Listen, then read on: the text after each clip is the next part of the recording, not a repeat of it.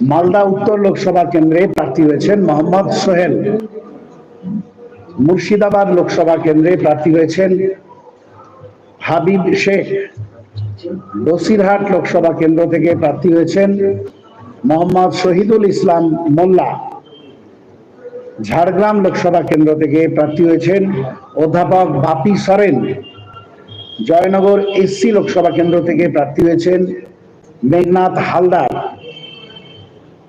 বারাসাত লোকসভা কেন্দ্র থেকে প্রার্থী হয়েছেন তাপস ব্যানার্জি। মথুরাপুর লোকসভা কেন্দ্র থেকে প্রার্থী হয়েছেন অধ্যাপক অজয় কুমার দাস। শ্রীরামপুর লোকসভা কেন্দ্র থেকে প্রার্থী হয়েছেন শাহরিয়ার মল্লিক বাপি। মালদা উত্তর লোকসভা কেন্দ্রে প্রার্থী হয়েছেন মোহাম্মদ সোহেল। মুর্শিদাবাদ লোকসভা কেন্দ্রে প্রার্থী হয়েছেন হাবিব শেখ।